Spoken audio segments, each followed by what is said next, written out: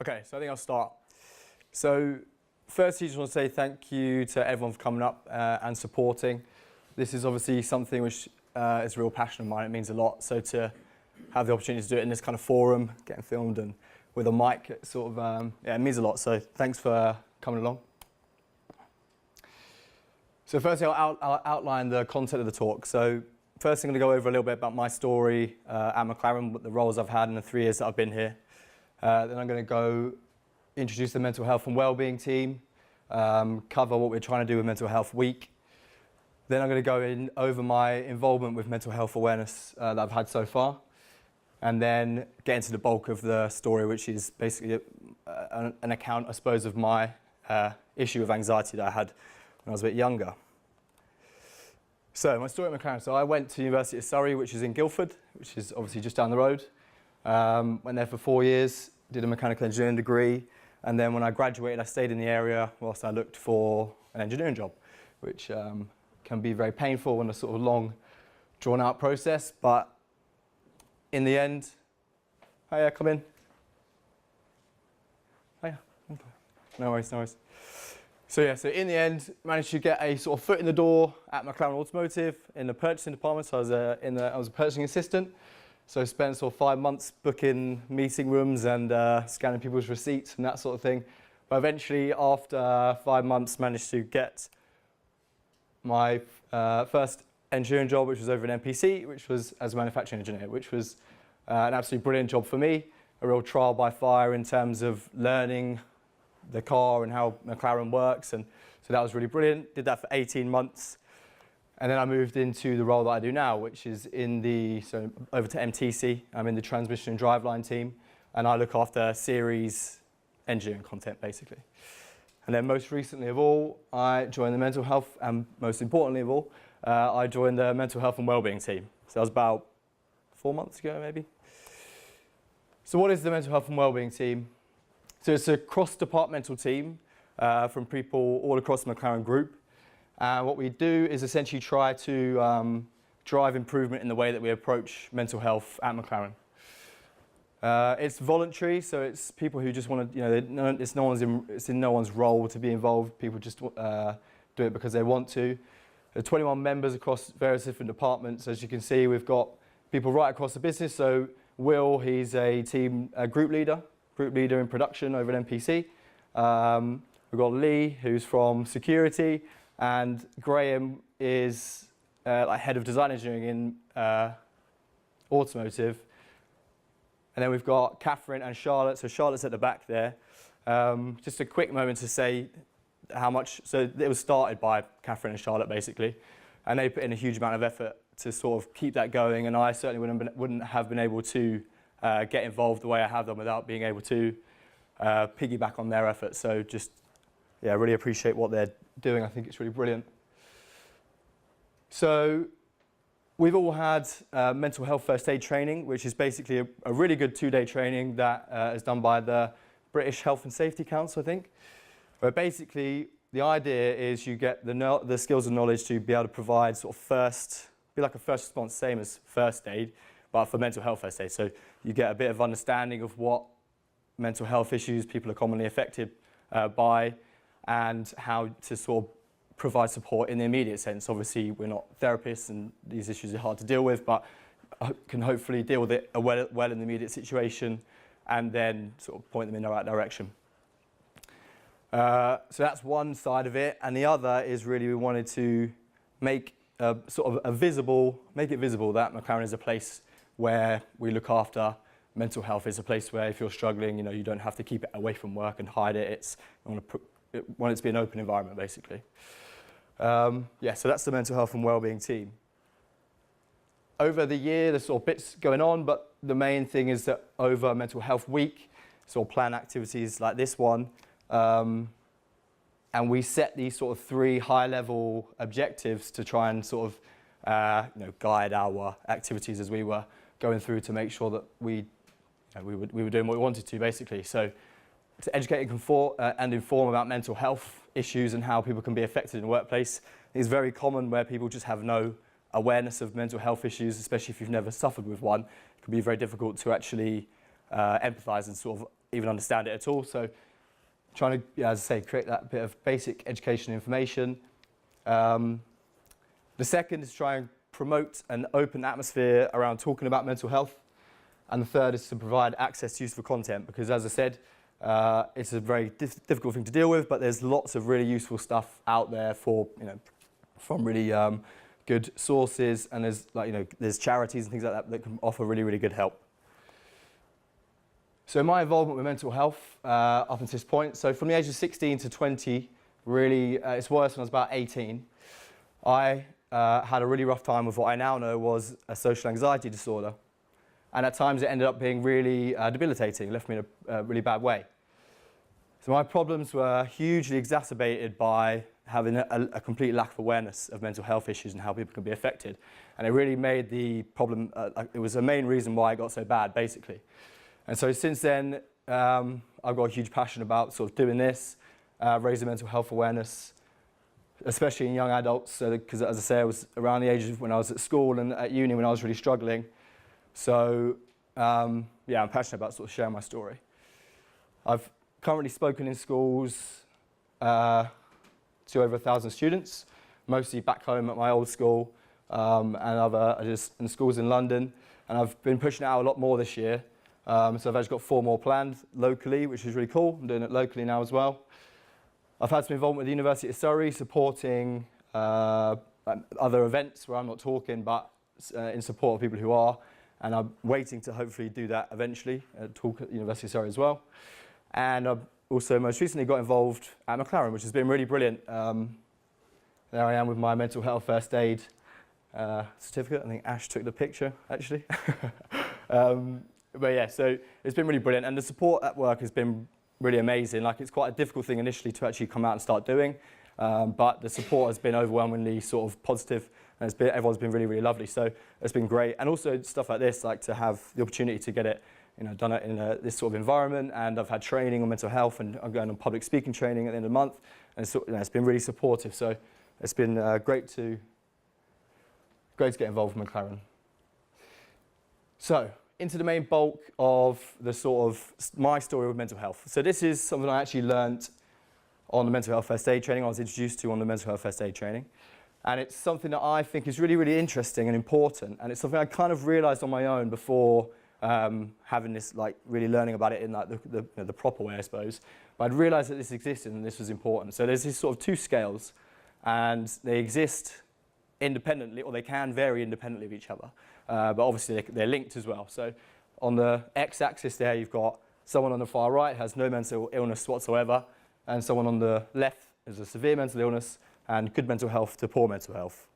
So if we go around, so someone in the bottom left there, they'll have a severe mental illness and they're not coping well. It might not be diagnosed, not being treated, they might not realise. And we're talking something like schizophrenia or bipolar, like a severe mental illness.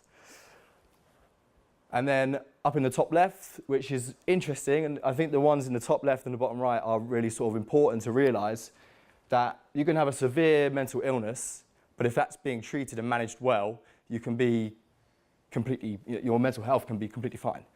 Better than someone who is healthy but struggling with for whatever reason.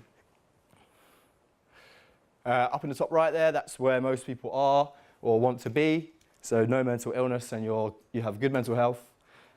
And the bottom right is, again, an interesting one. So no mental illness, but your mental health is very poor. And that could be from like an external situation you're dealing with or whatever. And as I say, you could be in a much worse place than someone with a severe mental illness that is being treated well. And the story essentially is over a 4-year period, so 2 down, 2 up, how I went from being happy, healthy, to not in a good way, and then sort of back again over 2 years. So what caused my problems? So up until the age of 16, I was confident, happy, well supported, healthy, got a really good relationship with my parents, I'm open, and I put that intentionally in there, so I was a normal person.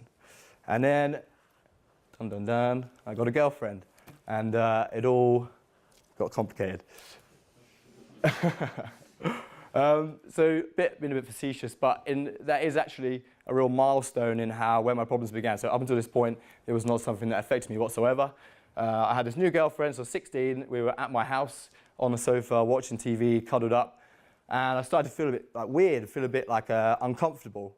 My head was a bit fuzzy, feeling a bit like irritable, and I started to feel sick.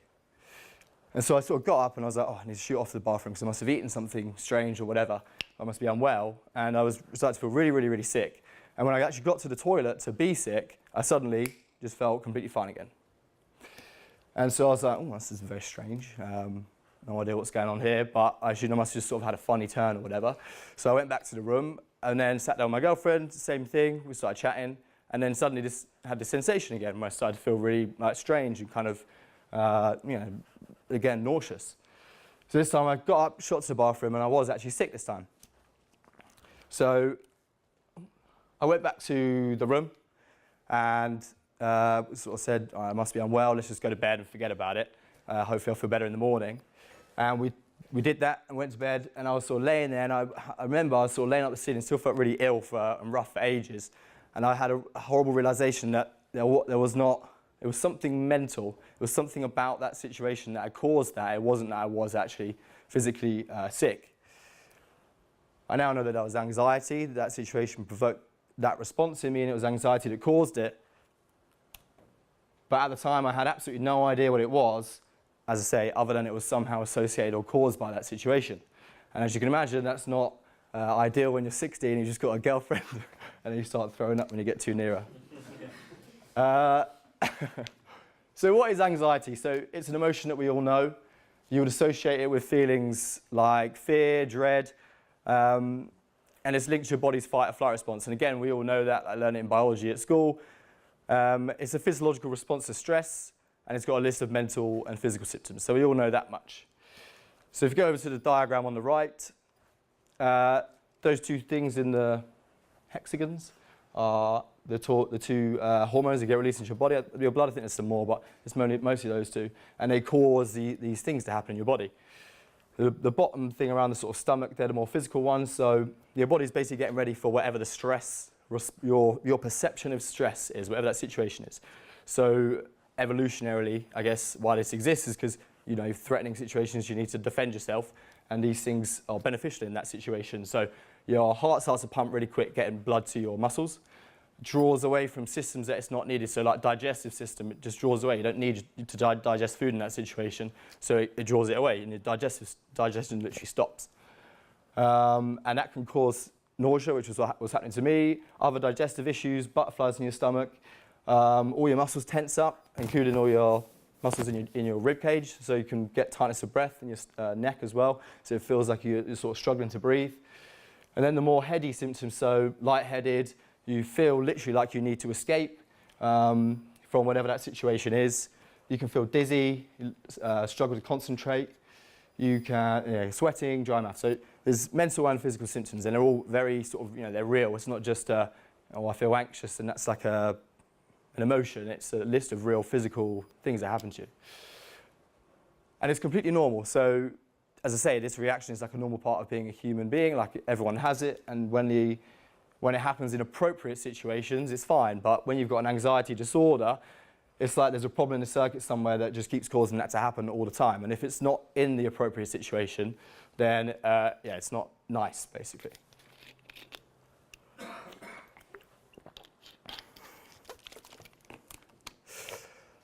So back to me and my girlfriend. So looking at it now, in hindsight of all that I know, I can make sense of that situation really well. So having a girlfriend was new to me, and the situation made me feel anxious.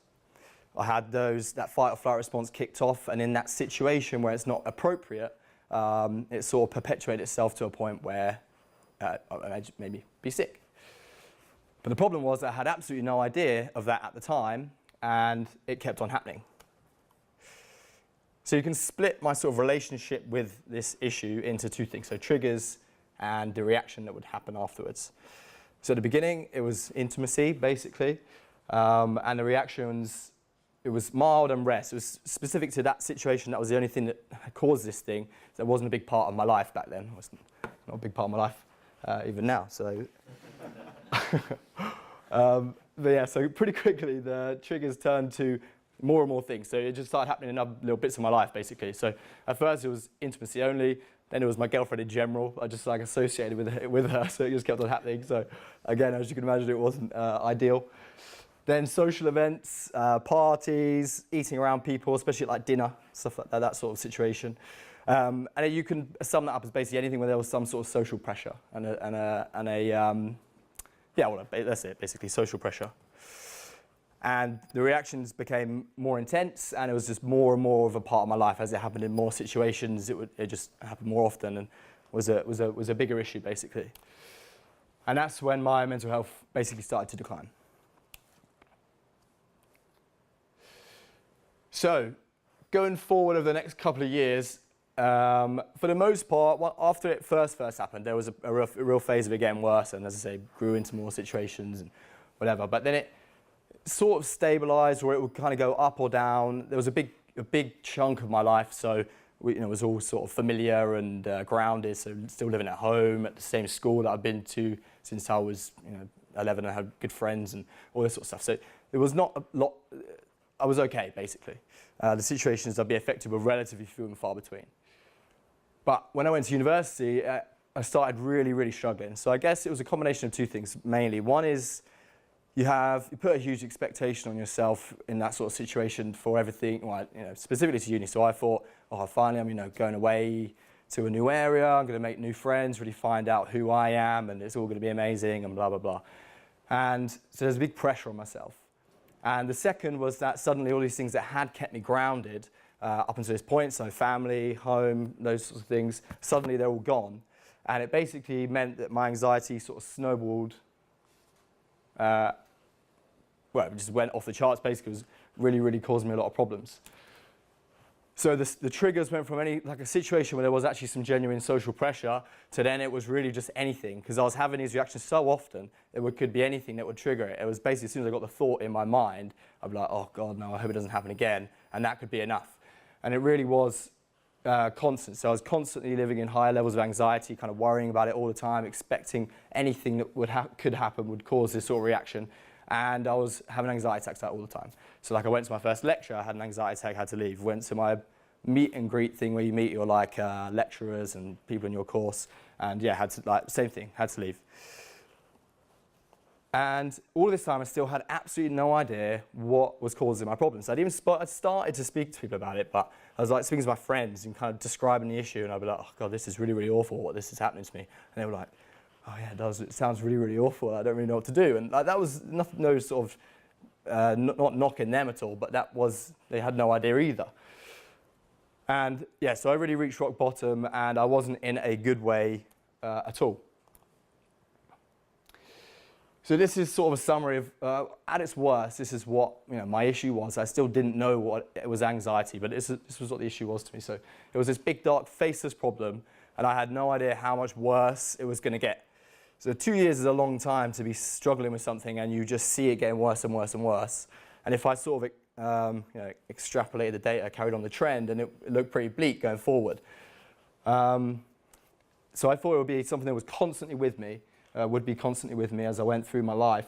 That would prevent me from sort of performing socially or achieving educational or career goals. I was thinking, I can't even hold a conversation without this reaction happening to me. How am I ever going to get a job where I've got some genuine stress, responsibility, that sort of thing. So, as I say, it's obviously not nice things to be thinking. I thought that I was the only person that this had ever happened to. I thought that no one would understand if I tried to explain to them what was going on, because it didn't make sense. And I thought that even if I could, that no one would really be able to help me out, basically. No one would be able to offer me any sort of useful advice. And then, thankfully, when I was really in a bad way, sort of rock bottom, I had a turning point, which was I actually spoke to someone for the first time who was in a position to help. So someone who actually knew some useful information. And of course, that was my mum.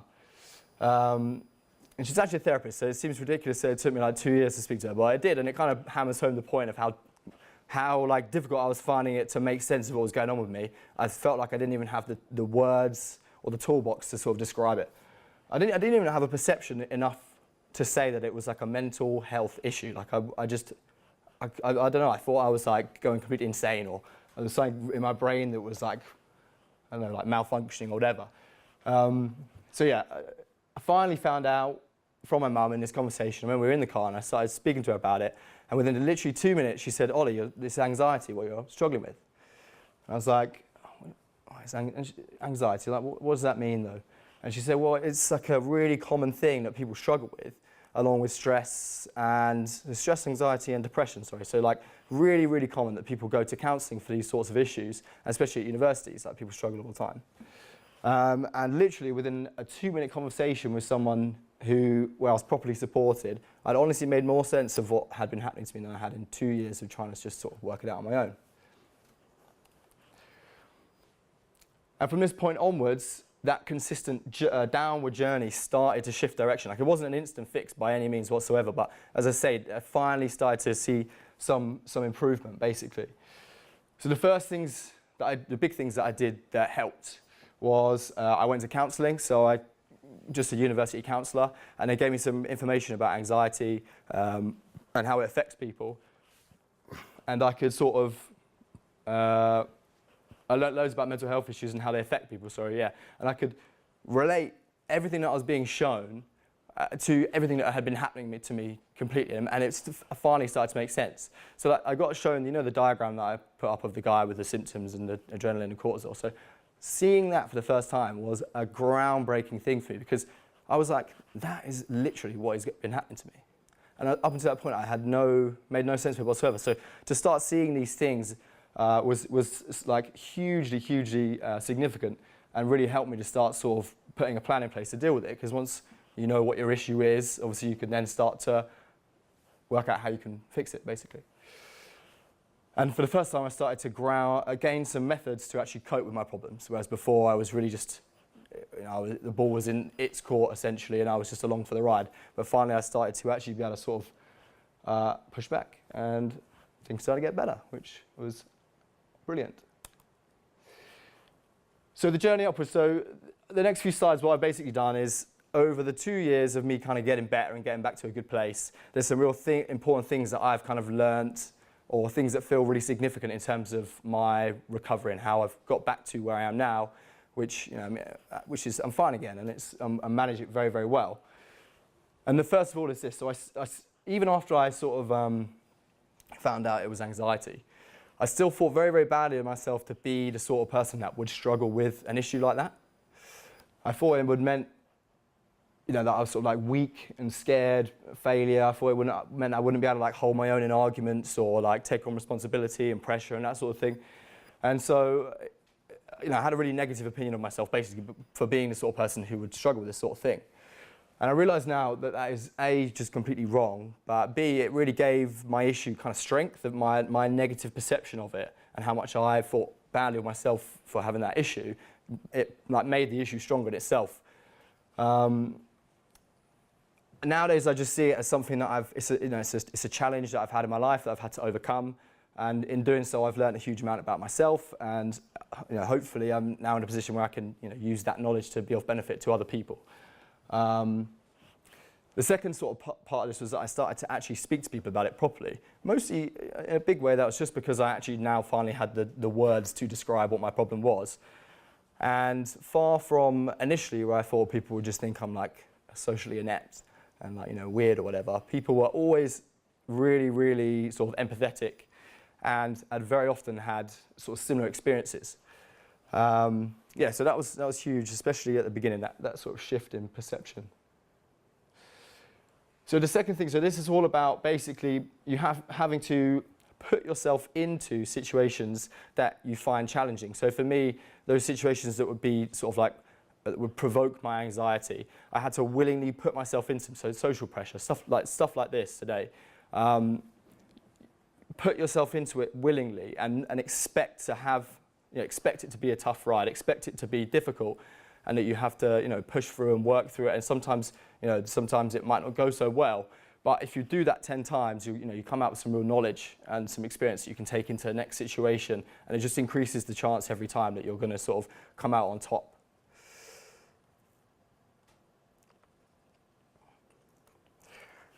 If you constantly sort of avoid these situations, it's that they sort of they grow they sort of grow in their, by avoiding them, you're kind of acknowledging that that's something that you can't beat, in a sense. And if you keep doing that and keep doing that, then that sort of gets drilled into your head. And so, yeah, it's important to sort of face them willingly, keep yourself grounded and supported whilst you're doing that. Don't bite off more than you can chew and sort of, nail yourself into the ground. But if you can get to a point where you're well supported and you can, pick off challenges that are acceptable, for you to do at the time and just build yourself back up slowly.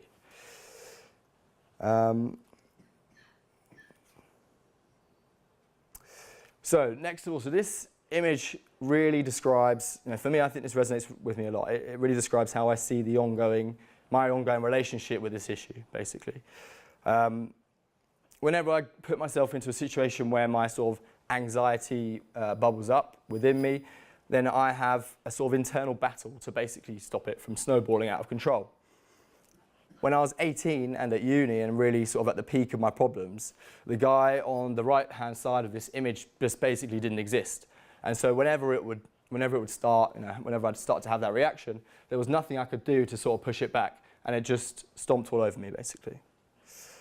So in the years since that time, I've found my footing and I've strengthened it. And each small success and piece of experience has increased my confidence and the likelihood that I'm going to come out on top when I get myself in those situations again. For the last few years, the part of me that's rooted in rationality and self-belief has won that fight every time. Sometimes it can get pretty close, but in the end, I reliably get there at the moment.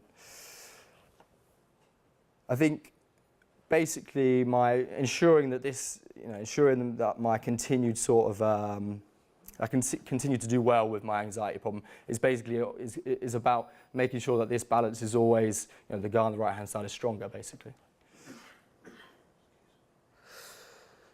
So, going through a phase of mental ill health so young, because 16 and 18 is young for me to have gone into it and come out the other side.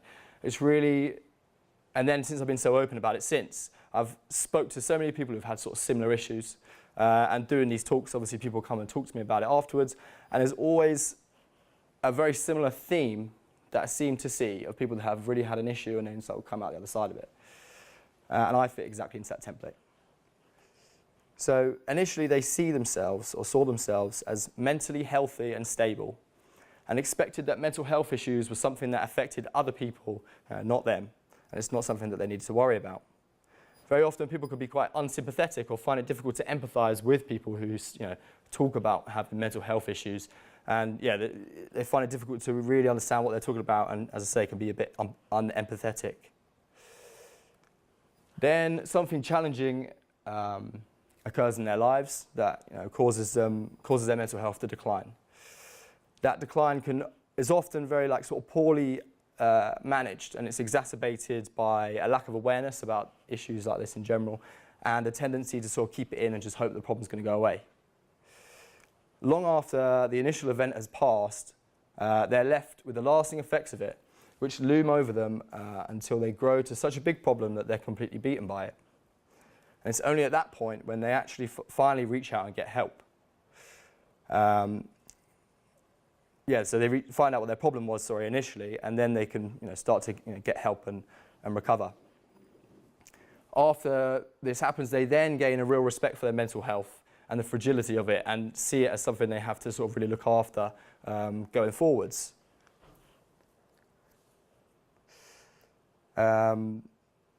So getting well and staying well seems really fundamentally, it's about increasing knowledge, being open, and to ask for help when you need it.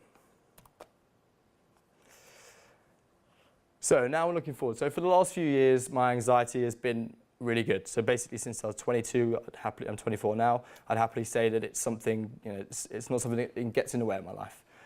But I still see it as an ongoing journey. People often have mental health issues when they go through a period of major change.